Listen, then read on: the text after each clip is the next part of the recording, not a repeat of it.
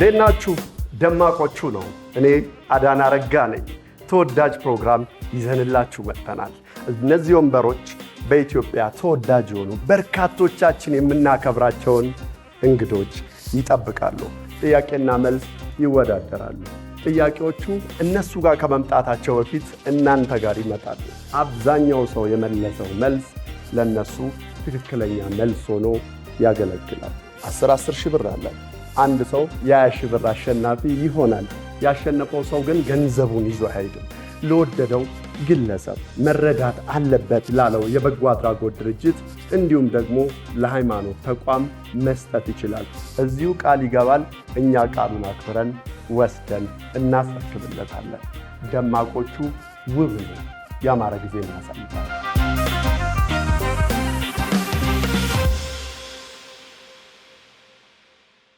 እንዴት ናችሁ? ሽሜ እንዴት ሰላም ነው? እንዴት ናችሁ? እንኳን ደህና መጣችሁ። እንኳን ደህና ቆያን። ብዙ ጊዜ በጣም ከባድ ስኳድ ነው እንላለን። ዛሬ ጋላክቲኮ ነው። የድምፅ ከባድ ጋዜጠኞች፣ ከባድ የማስታወቂያ ባለሙያዎች። ብዙ ጊዜ መጠየቅ ከባድ አይደለም፣ መጠየቅ ነው ይባላል። የመጀመሪያው ደግሞ ጋዜጠኛ መጠየቅም ከባድ ነው።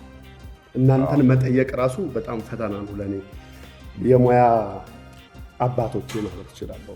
ምክንያቱም እንጠያየቅ እንግዲያው እናየዋለን። አረ የድምፅም ጋላክቲኮ ነው።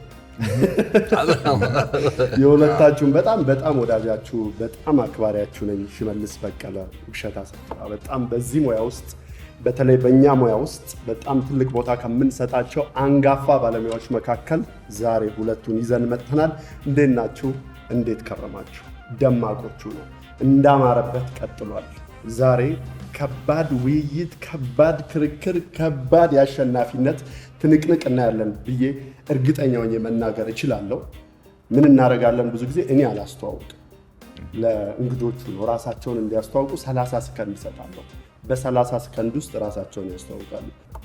በ30 ሰከንድ ነው የተባለው። ሽመልስ በቀለ እባላለሁ። የመገናኛ ብዙሃንና የኪነ ጥበብ ባለሙያ ነው የሚለው የኔ ታይትል ከስር ያለው ማለት ነው። እነዚህ ውስጥ ነው ያለው። 13 ሰከንድ። እሺ። ውብሸት አሰፋ ኃይሌ ጋዜጠኛና የማስታወቂያ ባለሙያ። ያው ከአንጋፎቹ እየሄድን ተቀራራቢ ነን። 14 ሰከንድ ግዴ ወደ ላይ ከፍ ልበል ብዬ ስለመጣችሁ በጣም ደስ ብሎኛል። ጥያቄዎች አሉ። እናንተን ከመጠየቃችን በፊት ጥያቄዎቹን ለህዝብ አቅርበናል።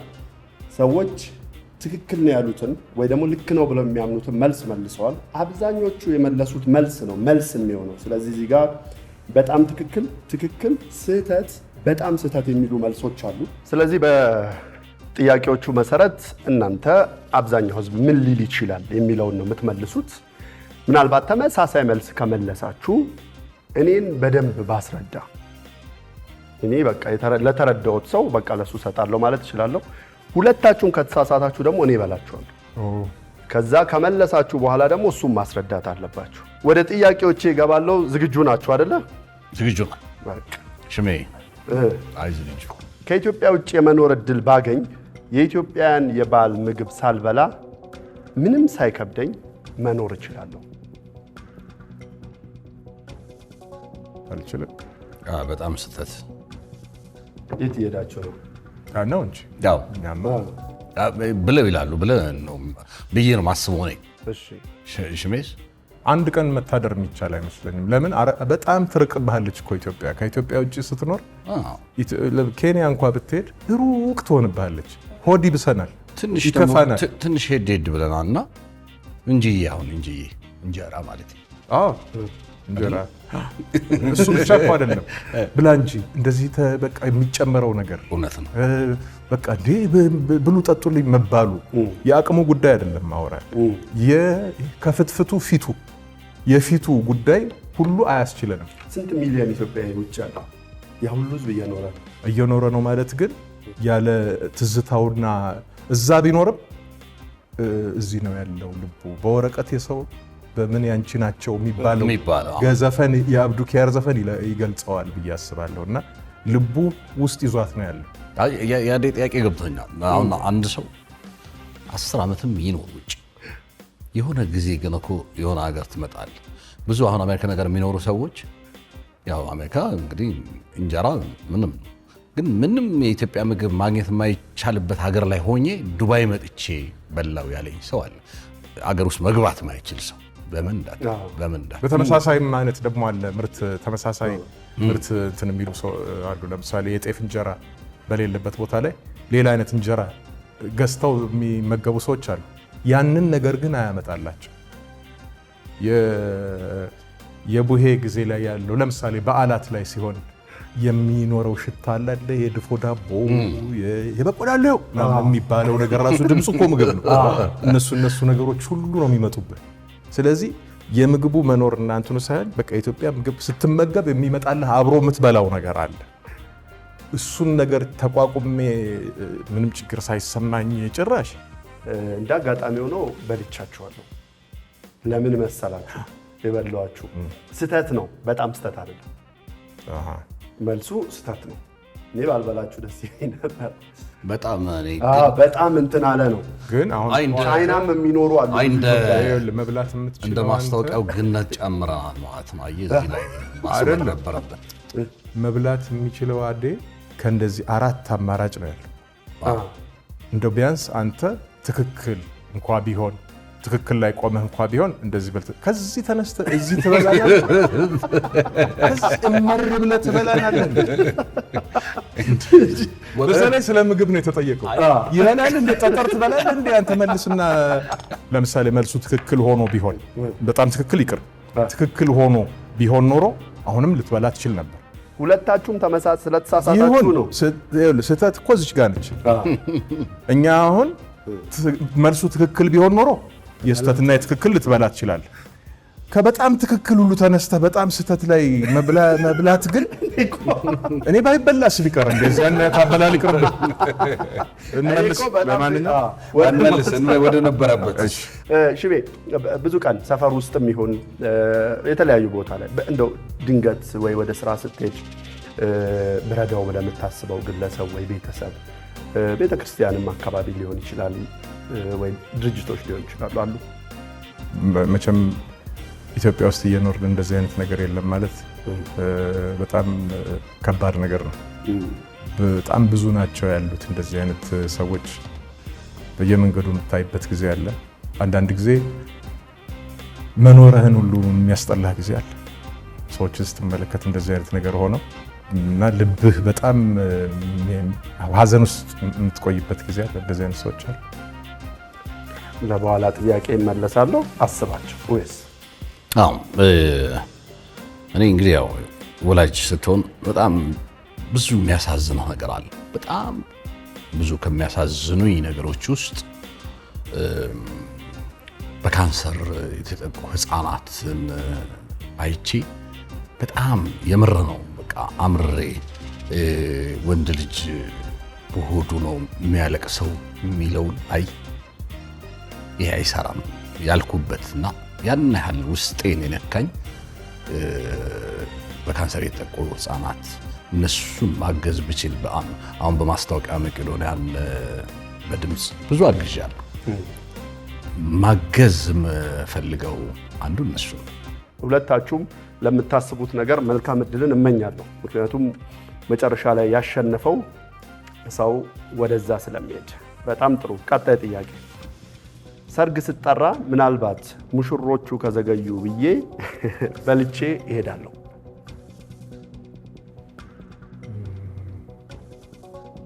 በልቼ እሄዳለሁ ከቤቴ ወይ ከሌላም ከሆቴል ብቻ ሰርግ ቦታ። አይ ትክክል ብላን ይሄንን። እሺ ሁለታችሁም አንድ አቋም ነው ያላችሁ? አጋጣሚ ነው እንጂ አይደለም። እሺ ምን ትላለህ? አይ ብዙ ጊዜ ምክንያቱም ምንድነው አንዱ የኛ ሀገር ሰርግ ትልቁ ችግር ሰዓት ማክበር ነው። ለምሳሌ የ8 ሰዓት ጥሪ 10 ሰዓት ሙሽራው። እኔ እንደውም አንድ ቆፍጠን ያለው ወታደር ዘመድ ድግስ ደገሱ። ኮሎኔል ማዕረግ ያላቸው የኢትዮጵያ ሰራዊት ናቸው ከ1950 ጀምሮ እና ሲጠበቅ ሙሽሮቹ ጠፉ። ሰው ግጥም ብሏል። መጀመሪያ አስከፈቱ ይሁን የሚጠጣው፣ ከዛ አስነስተው ቢፌ ምግቡን አስጀመሩ። እንደዚህ የሚያደርግ ሰው ግን በጣም ጥቂት። ብዙ ቦታ ተንቃቅተህ አዛግተህ እንደም ዝም ብዬ ሙሽሮቹ ሲመጡ ተነበቤ ልሂድ ብለህ አታውቅም? ሽሜ እንደዛ የሚያጋጥምበት ጊዜ አለ። በዚህ አይነት ታሪክ የማስታውሰው አምባሳደር ሙሉ ሰሎሞን ልጇን ስትድር ሙሽሮቹ ዘገዩ አሉ። ብድግ ብላ ተነሳችና አንሱ አለቻቸው እንግዶቹ በጣም ስለቆዩ የልጇ ሰርግ ነው።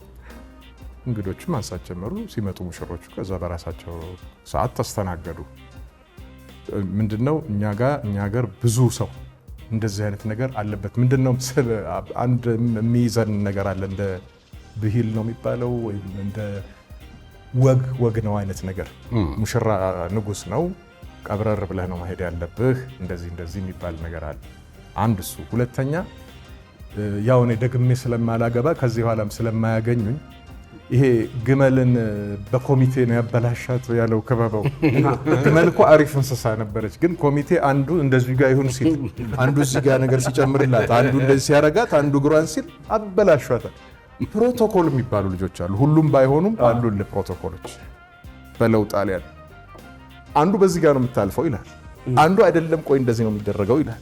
ይሄ ራሱን የቻለ ሰዓት የሚበላ ነገር እውነት ነው። የሰርግ ቀን ደግሞ የመጨረሻው የዓለም ጅል የምትሆነው ማንም ሰው ያውቀዋል። ጅል ነገር ነው የሚያደርገው። በቃ ሲጠሩ ስምን ብለህ ነው የምትዞረው ነገር ነው የሚያደርግና ያ ሁሉ ነገር ሆኖ ተደማምሮ ሰዓት ይፈጃል። እንደዚህ ያደረጉ ሰዎች አሉ እና ሁልጊዜም ባይሆን አንዳንዴ የድጋፍ ሰልፍ ሄድን የሚባልበት ጊዜም እኮ አለ ሰርግ ላይ። ገና ተነስተህ እዛ ምናምን እስከምትል ድረስ የተወሰነች ነገር ለዛች መሸጋገሪያ የምትሆን አለች አይደለ? የሆነች ነገር ቀመስ ተደርጎ ብዙ ሰው ይሄዳል። እንደዛ ነገር ነው። ቅድም ያልከው በብዙ ሰው አስተያየት የሚሰራ ቤት የግመልን ቅርጽ ይዛል የሚባለው ተበልታችኋል። እንደ አጋጣሚ ሆኖ ሁለታችሁም ያብራራችሁት የቱ ጋር ያርፋል በጣም ትክክል ላይ ያርፋል። ልክ ናችሁ። ኦልሞስት በቃ ሙሉ ያብራራችሁት ለበጣም ትክክል ነው የሚቀርበው። አዎ፣ ስለዚህ ያስበላን ማብራሪያው ነው ማለት ነው። ማብራሪያችን እንዳለ አሁን ደግሞ በማብራሪያ በላ። አይ ቆይ በማብራሪያ በማጥፊያ ደግሞ ይዛል። ቀጣይ ስበሉ እኮ እኔ እሰጣለሁ። ለምሳሌ ቀጣይ ለሚበላ ሰው 2000 ብር ጨምርለታለሁ ከራሴ። እሱ አሪፍ ነው። ስለዚህ ወደ አሁን ጥንቃቄ ማድረግ እኔ ማብራሪያችሁን በጣም ወድጄዋለሁ። መልሱ ነው እስካሁን ልክ ያልሆነው። አሬ እናንተን እንማከር። ከዚህ በኋላ አንድ አይነት መልስ ቢያንስ አንተ ሴቭ አድርግ ወይ እኔ ሴቭ ላድርግ። አሁን በጣም ስህተት ሲሆን እኔ በጣም ትክክል እልልሃለሁ። እንደሱ ነው አረጋ። በጣም እንደዚህ እንቃረን ነው በቃ አይሻልም? ይሻላል።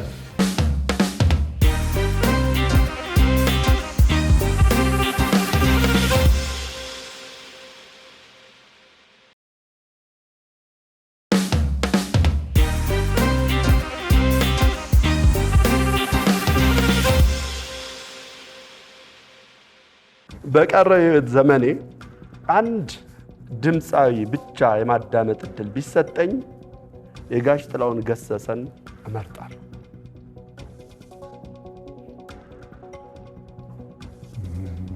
ይሄ የብዙዎቹ መልስ ሊሆን ነው የሚችለው። ስለዚህ በጣም ትክክል አይመስለኝም።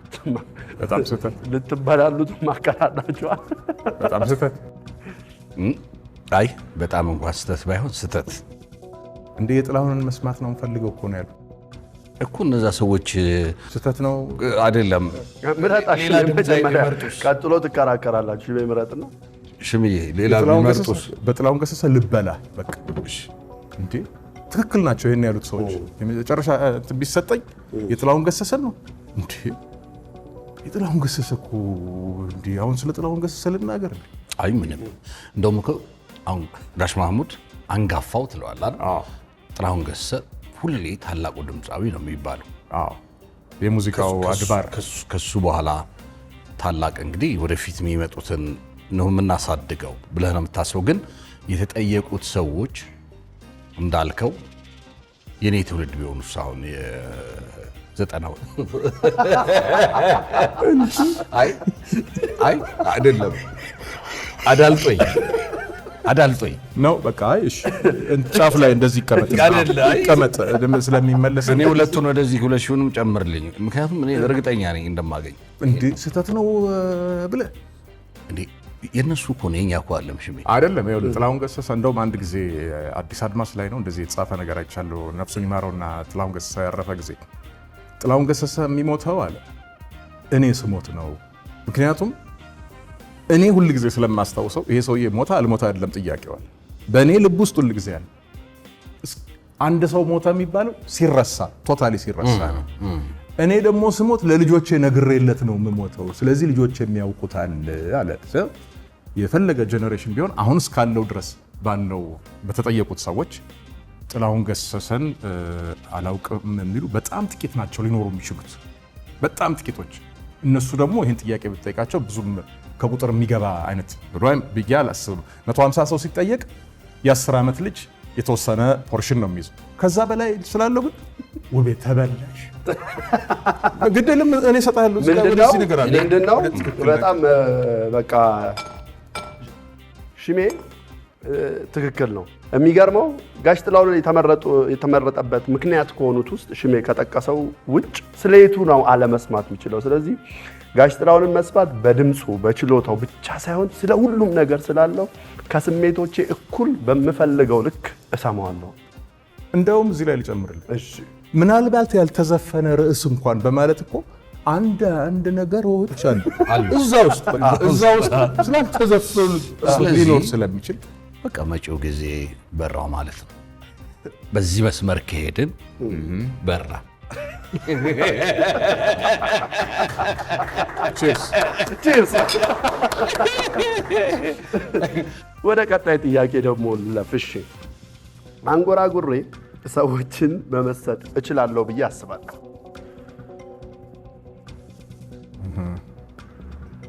አንጎራጉሬ ሰዎችን መመሰጥ እችላለሁ ብዬ አስባለሁ። ትክክል ሊሆኑ ይችላሉ። አይ ስህተት። እንደምን አልከ? ሁሉም አንጎራጓሪ ይዋጣልኛል ብሎ አያስብም መቼም። እንደው ሰፈርም ስታድግ አይደል አንድ ላይ አሁን ሰፈር ቁጭ ስንል ከመሃላችን ወግ አዋቂ አለ፣ አንጎራጓሪ አለ። እንደውም ና ብለሽም የሆነ ነገር አንጎራጉሪ የሚባል ማለት እንግዲህ መቼም እኔ በዚህ ውስጥ ስለሆነ ያለሁት የማያምርብኝን ነገር ያምርብኛል ይላል ብዬ አላስብም። ታንጎራጉራለህ እንዴ? ሞክረህ ታውቃለህ? እኔ ሞክሬ አላውቅም እውነት ለመናገር። አሁን እኮ አልልህም፣ ዝፈን አልልህም አይደል አንጎራጉሬ አላውቅም። አሁን ያለው እኮ ጥያቄ ውቤ እንደዚህ ብዬ አስባለሁ ሳይሆን እንደዚህ ብለው ሊመልሱ ይችላሉ ወይ ነው እኮ። እኔ እኮ አሁን እኮ ቅድም የምልህ አደነኳቸው እኮ። ስለዚህ ይሄን ድፍረት ይደፍራሉ ብዬ አላሰብኩም። እዚህ ይሻሉ ይደፍራሉ ብዬ ነው ማስበው። አንደኛ መድፈሩ አንዳንድ ሰዎችን ወደ ሙያው ያመጣቸውም ሰዎች አሉ። ገላቸውን ሲታጠቡም የሆነ ነገር ይጀምሩና ከዛ በኋላ የምናያቸው ሰዎች አሉ። አንዳንድ ጊዜ ደግሞ እንግዲህ በሙያው መሞከሩ ጥሩ ቢሆንም በጣም ቀሜታ የፈጠሩብንም እኮ ግለሰቦች የመነጩት እኮ ከእንደዚህ አይነት ሰዎች ውስጥ እኮ እንዴት እንደማይዘፈን ያሳዩን። አዎ በመካከለኛው ምስራቅ እኮ ጸብ አልበርድ ያለው እኮ አንዳንድ ቦታ ላይ እስራኤል እኮ ዝም ብላ አይደለም እኮ ፍልስጤም የእነዚህን ሰዎች ድምፅ ሁሉ የሰማችበት ጊዜ ያለ ነው። ለምን እንደዚህ ትላለህ? ስለዚህ ትክክል ነው እያልኩ ነው፣ ይሄ ስህተት ነው እያልኩ እኔ እንደዛ ትክክል ነው እንደዛ አድርገው ሰዎች አሉ። በላን ተበላን ደብል ነው። እኔ ለምን መሰለህ እነዚህ ልጁ ተስፋ አድርጊያለሁ። እነዚህ 150 ሰዎች ግን ዞሮ የጠየቀውንም ሰው ታገናኛለህ። ሲወጣ አዴና ወዳጆቹ ናቸው ይሄንን የሰበሰበ ሰው ቅድም አስደስተውኛል። እንትኑ መስመሩ ጥሩ እየመጣ ነው ማለት ነው። ሊመጣ ይችላል በዘፈን ላይ የሀሳብ መስመር ነው። በጣም አሪፍ። እሺ ወደ መስመራችሁ ትመለሳላችሁ። የኢትዮጵያን ካርታ አሁን ከምትገኝበት ቦታ አንስተ የፈለግከው ቦታ ቀይራ አስቀምጥ ብባል አሜሪካ ውስጥ አስቀምጣታል። ይሄ ወደ በጣም ትክክል የሚያመራ መንፈስ ምላሽ ነው። ሰው ተኝቶም ሲነሳ አሜሪካ ነው። ዩናይትድ ስቴትስ በጣም ትክክል ይመስለኛል። ትክክል ልበል እንዴ ወይስ በጣም ልበል? አይ በበላም አብሬ እበላለሁ። አይ ለነገሩ ይሄ እኮ ለአሜሪካን ኤምባሲ ቪዛ ለመጠየቅም እኮ አሪፍ ነው። ሰዎች እንደዚህ ብለን እኛ መልሰንላችሁ ትላለህ። መልሰንላችሁ ተበላን። ስለዚህ ዝም ብላችሁ ቪዛ የኮቴውን ተውት ነው። ያው የኮቴውን ተውት። ከዛ ደስ ካላችሁ ደግሞ የፕሌን ቲኬቱንም ተውት። ግን የሆነ ሽሜ አንተስ እንደ ሽሜስ የት ትወስደዋል? የኢትዮጵያን ካርታ ከኢትዮጵያ ካለችበት ቦታ ውጪ መውሰድ ተገቢና ትክክል አይመስለኝም። በቃ ኢትዮጵያ በዚህ ቦታ ላይ ነው መሆን ያለባት፣ አሁን ያለችበት ቦታ ላይ በብዙ ምክንያቶች ስለ አሁን አንዳንድ ጊዜ ምን ይሆናል መሰለህ፣ ከጎረቤቶቿ ጋር ስትነሳ ጎረቤቶቿ ጋር ሰላም የማይኖርበት ጊዜ አለ። እንደዚህ ቅኝ ገዢ በፈልገው ቦታው እንደዚህ ስለሆነ ምናምን ይባላል። ምንም አገር ላይ ብትወስደው ይሄ ነገር የተጻፈ ጉዳይ ከሆነ አይቀርልም። አሁን ለምሳሌ በጣም ሰላም ያለበት ይሄ የሰነፍ ሀሳብ ሁሉ ነው ይመስል ችግሮች ተፈጥረው ችግሮቹን ቻሌንጅ አድርጎ ተቋቁሞ ማሸነፍ መቻል ነው ዋናው ነገር እንጂ አንደኛ ቦታው በጣም እኮ ውጪ ደርሰው የመጡ ሰዎች ሲያወሩልህ እንዴት አይነት በተፈጥሮ የተባረከ ቦታ ላይ ነች ያለችው። ለምን የክረምት ልብስ የለ የበጋ ልብስ ልበስ ምናምን አትባልም። ያለው ተፈጥሯዊ ነገሮች ድርቅ ነበረ የሚያስቸግረን ብዙ ጊዜ እንደዚህ ነገሮች ናቸው እንጂ የመሬት መንቀጥቀጥ በል ከባድ ሙቀት ወይም ከባድ ብርድ እንደዚህ የሚባል እኮ ብዙ የለም እኛ ጋር። የትልልቅ ኢኮኖሚ ያላቸው ሀገሮች አሉ። ሙቀቱ አስፋልት የተንተከተከበት አይተናል። ፓኪስታንና ህንድ አካባቢ የዛሬ 2 ዓመት እንደዚህ ነገር ብርዱ ሲጋነን ማለት ነው። ብርዱ ለምሳሌ ውቤ ብሎ ሲጠራ ውና ቤ ፊደል ሰርተው እስከሚል WEBE ሁሉ ሆኖ በእንግሊዝኛ ከሆነ እንደዛ ያለ በጣም የሚበርድበት ጊዜ አለ።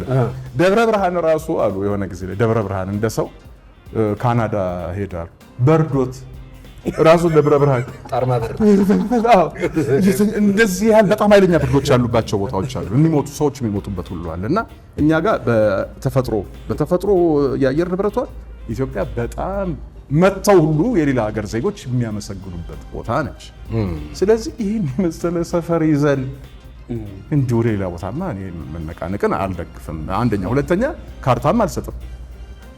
ይሰጣት ቢባል አልሰጥም ካርታ ምንም። እኔ አሁን ኢትዮጵያ ካለችበት እንደውም ለእኔ የምለው የኢትዮጵያን ካርታ እንደዚህ ያስቀምጠው ብትለኝ የአድዋ የሀሳብ መስመር ላይ ባስቀምጠው ደስ ይለኛል። ደግሜ ማለት አድዋ ሲባል ተበልተናል። ያታንሳዎች አድዋ እያለ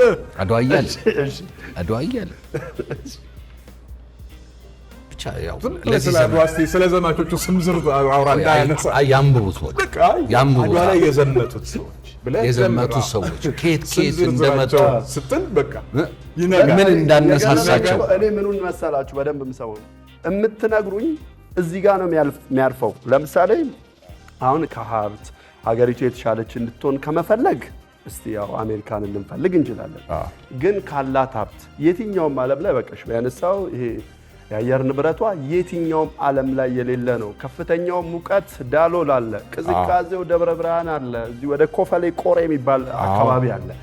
እዛ እንደዚህ ሆኖ ግን ወይና አደጋው ይበዛል። እንደዛም ሆኖ በዚህ ምክንያት ወደዚህም አንመጣም እዚህ ጋር እንቆይ ነው የሚሉት። ትክክል በሚለው ትክክል ነው። አንተ እኮ ነበርክ። እሺ አንተ ይመለስ ደስ ወደ ዋናው መስመር እንግባ። በቃ 2 ጥያቄዎች ይቀሯቸዋል። አሁን እየገባን ነው።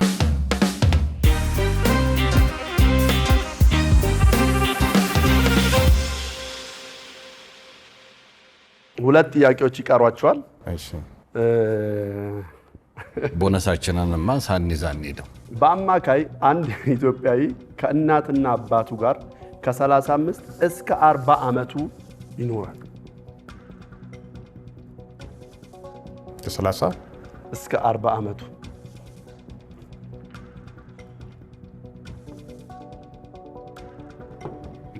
ወዲህ ያደረኩት ስህተት። ኧረ ተው ስህተት እንዳትል።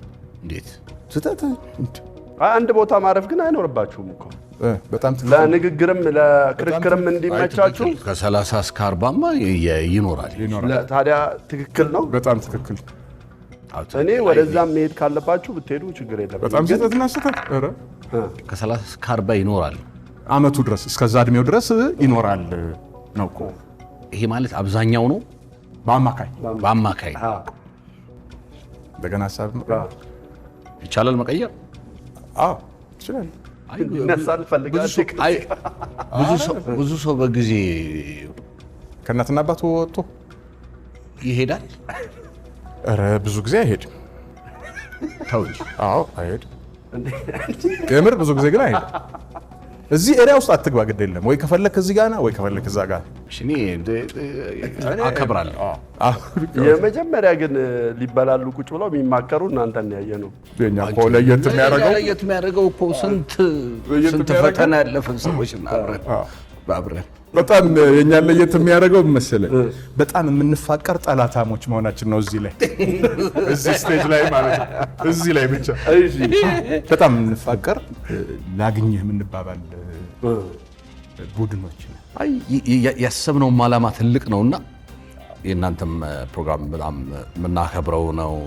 እኔ በጣም ደስ ያለኝ በቃ ይሄን ነገር ለምትፈልገው ነገር አድርግ የሚለው መንፈስም አንድ እኮ የምንረዳዳበት መንፈስም እሱ ነው። እንዴት ታዲያ እኔም ጋር መጣ እሱም ጋር መጣ እኮ ያው አንተ እንደራራ ነው። አዎ ልባችን እንደራራ ነው። እሺ በዙሪያ ብዙ የምታውቀው ሰው ያልወጣለ እንዴ? በተገረዘበት የተገነዘበት የሚባሉ ሰዎች ኧረ ውጣ እንደዚህ ምናምን ተብለው በቃ እንትን ያሉ ሰዎች አሉ።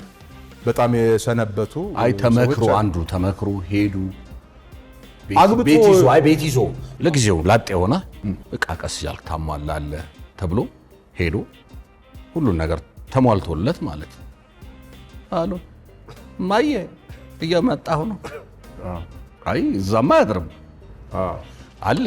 ኧረ ፊት ለፊትም የሚያደርጉ ሰዎች አሉ እኮ ግቢ ያላቸው በፊት ጊዜ በተለይ የእናትና የአባታቸው ቤት የወላጆቻቸው ቤት ግቢ ያለው ከሆነ ልጅየው ማግባት በፈለገ ወይ በተሟላ ጊዜ ያገባል። ያው ትዳር ስትይዝ አንተ በፈለግከው ጊዜ ላይሆን ይችላል። ነገሮች ግን በቃ ተቀነጃጁና ያ ነገር ሆነ። ልክ ካገባ በኋላ እናቱ ቤት መልሶ ይዞ የሚመጡ ሰዎች አሉ።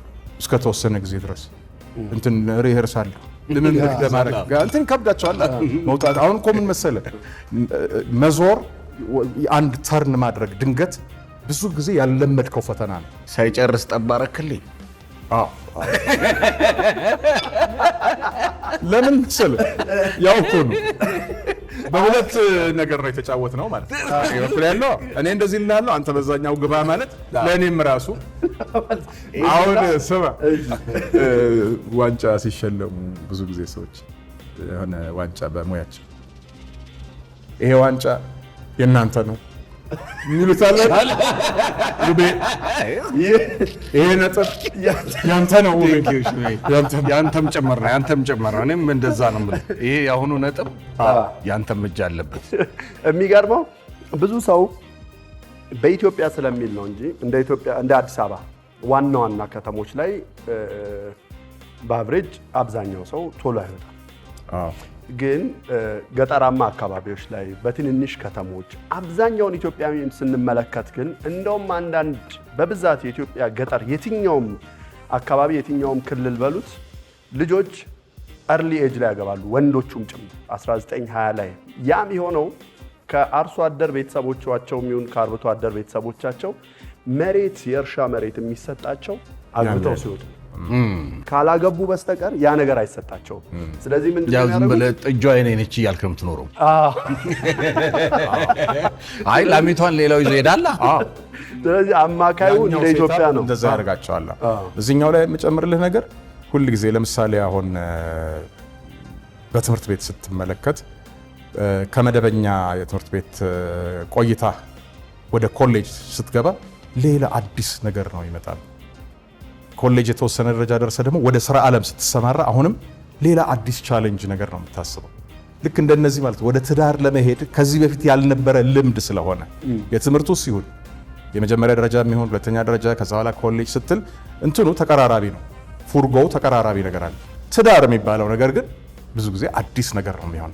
አንድ ሁለተኛ ካንተ በፊት የነበሩትን ሰዎች ስትመለከት የሆነ ትዳር ማለት ምንድነው የሚመስላቸው ብዙ ሰዎች በቃ እኮ በቃ እሱ እንደ በፊቱ አይጫወትም፣ አሁን ኃላፊነት መጣ፣ ልጆች ሊመጡ ነው ምናምን አይነት ነገር። እንደውም አንድ ሲኒማ ላይ እከሌ እኮ አገባ ሲለው የታባቱ ክፉ ሰው ነበር በፊትም ነገር እንደዚህ አይነት ነገሮች አሉና ያለ መፍራት ያለ መድፈር ነገሮች ስላሉ እነዚህ ሁሉ ተደማምረው ቤቱ ቆረንዴ ችግር አለ የኔ ልጅ ምናምን በቃ እንዲህ እኮ ተነክተህ እኮ ነው ዛሬ እንደው ልጄ ደስ አላለው ምናምን ተብለህ ሸጎጥ ሁሉ ይደረግልሃል እኮ የሆነች ነገር እቺን የለመደ ስሜት ለመውጣት ብዙ ስለማይደፍር ለዛ ነበር በጣም ትክክል ብዬ በጣም የተሳሳትኩት በአማካይ የሚለው ላይ ነው። እሺ ጠቅላይ ላይ ይደርሰናል። ጠቅላይ አሁን የግድ ለመጠቅለል አንድ አይነት መልስ መመለስ አይኖርባችሁም። እንደዛማ እንዴት ይጠቀለላል? እንጠቀለላለን አለ። ከልባቸው ጸልይልኝ ለሚሉኝ ሰዎች እሺ ብዬ ቃል ገብቼ ቃሌን አክብሬ ጸልዬ አላውቅም። ለሁሉም ሰው አይደለም። ጸልይልኝ ለዘጋኝ ቃሌን አክብሬ ጸልዬ አላውቅም ወይስ ከዛ ማለት? አይ ስህተት በዛ ተብዬ ስህተት። አብዛኛው ህዝብ ምን ይላል ነው እጸልያለሁ ብለህ ቃል ገብተህ ቃሌን አክብሬ እጸልያለሁ ጸልዬ አላውቅም። ትክክል ነው። ይሄ የራሳችን ነው አይደል? የምታብራሩት የራሳችሁ ነው። መልሱ ግን 150 ነው። ሽሜ ጸልያለህ ብዙ ሰው መጸለይ በሚገባኝ ሰዓት ላይ እንደዚህ የተነገረኝ ሳይነገረኝም የምጸልይበት ጊዜ አለ። የሆነ የተነካበት ነገር ካለ እንትን እኮ ነው በቃ ስልክ መደወል እኮ ነው። ሲጨንቅህ የሚጨንቅህ ቦታ ላይ ነው የምትደውለው። ትልቁ ቦታ ላይ ስትደውል ያው ወደ ፈጣሪ ነው የምትደውለው እና እንደዚህ አይነት ነገር ሆኖ ማለፍ አልፈልግም አይባልም። ኢንፋክት መጸለይ አለብን እንደየእንትናችን። ጋሽ ጳውሎስ ነፍሱን ይማረውና ጳውሎስ ነው ሲጠይቁት መኪና እየነዳሁም ጸልያለሁ አለ። የግድ የሆነ ቦታ ላይ መሆን የለብህም። በቃ ድረስልኝ ማለት ነው አለ ጸሎት። ድረስልኝ ብቻ በሆነ አጋጣሚ ላይ ብቻ ድረስልኝ። ስለዚህ እየነዳሁም የሆነ ነገር ትዝ ካለኝ ወዲያው ጸልያለሁ ማለት ነው። ፎርማል መሆን የለብኝም አይነት ነገር ነው የሚለውና እንደዚህ አይነት ነገሮች ሲኖር ሳይነገርህም አንዳንድ ጊዜ የምትጸልይበት ተነክተህ እኮ አድርገህ አብዛኛው ህዝብ ይጸልያል ብለህ ነው የምታስበው? የኛ ሰው ይጸልያል ብዬ ነው የማስበው። ልክ ነው፣ ማንም ሰው ይጸልያል። ግን አሁን አንዳንድ ጊዜ እንደው አዴ ባደራ በጸሎት አስበኝ ችግር አይዞህ ብለህ ሄደህ ትረሳለህ እንዴ? ቀላል ትረሳለህ። ስለዚህ በልቼዋለሁ የእኔ ጌታ በሙሉ ተበልቻለሁ። ለምን ከነሳህኑ አትሰጠው? ለምን መሰለኝ ከዚህ በኋላ ሳህን ኮፍያ አላደርገው በጣም ነው የማመሰግነው። አይ ገለያል። አይ እንደው በመጨረሻ ግን እንደው የሚቻል ከሆነ ለአሸናፊ ይቻላል። ጠቅላዩ እኔ ነኝ። ስለዚህ ዊን ብናረግ ደስ ይለኛል። ሽሜም ለሚያስበው ዓላማ እኔም ለማስበው ዓላማ ያው ዋናው ነገር እንደው የዚህ ፕሮግራም ዓላማ መማማርና መተጋገዝ። ስለዚህ ይሄንን ዓላማ ከፍ በማድረግ እንደው በአክብሮት ጠይቃለሁ። እኔ እኮ መጀመሪያ የሚገርመው ውብሸት አሰፋን ሳውቀው የባለስልጣን ስም ይመስለኝ ነበር። ልክ ነበርኩ ማለት ነው። በጣም ትክክል ነበርኩ ማለት ነው። ስልጣን ወስኖ ስትል እኮ ነው አሁን በጣም ትክክል። ስለዚህ በላሁት ማለት ነው ብለህ ትመልሳለህ። ስለዚህ ለማይሰጥ ሽቤ ለማ ውቤ ከሚያካፍል ላይ ለማን ለመስጠት እንግዲህ እኔ እንደዚህ ፐርሰናሊ እንደዚህ ብዬ ለመጠቆም የምችላቸው ሰዎች አይደሉም ያሉት። በእናንተ በኩል እናንተ የምታውቋቸው ሰዎች ካሉ ሁለት እናቶች ቢሆኑልኝና አንዷ ሙስሊም አንዷ ክርስቲያን ቢሆኑ ደግሞ የበለጠ ደስ ይለኛል። ለምን ከሁለቱም አሉ ከሁለቱም አሉ እንደዚህ አይነት ቅድም ወደ ሃይማኖቱን ማምጣት ይቻላል ስላልከኝ ስላለ ሌላ ነገር አይደለም። ግን በቃ ሁለቱም ሆነው በጣም የተቸገሩ ሆነው አንድ ሙስሊም እናት አንድ ክርስቲያን እናት ብዙ ነገር ስለምትወክል ብዙ ነገር አለባቸው። አምጥቶ መጨረሻ ላይ በድል ይደመደማል ብለህ ስታስብ እንደገና ደግሞ ወደኋላ የወሰዳቸው ነገር ሊኖር ስለሚችል ለማናቃቸው እናንተ ብታገኙና ብትሰጡ ስም ሳትጠሩ ብትሰጡ ደግሞ በጣም አሪፍ ነው።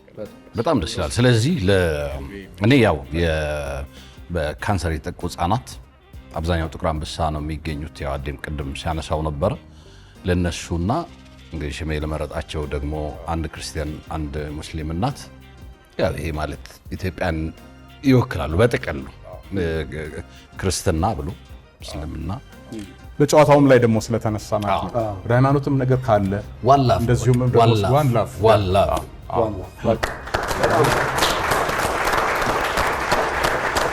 ውብሸት አሰፋ፣ ሽመልስ በቀለ በጣም ግሩም ቀን ነበር ያሳለፍነው። በጣም ነው የማመሰግነው ሁለታችሁንም፣ እግዚአብሔር ያክብርልን። ውድ ተመልካቾቻችን ዛሬም ደማቆቹ እንደደመቀ ከፍ ብሎ ተጠናቋል። አዳነ አረጋ ነበርኩኝ። ሳምንት በሌሎች ደማቆች እንገናኛለን። በያላችሁበት ቸር ሰንብቱ።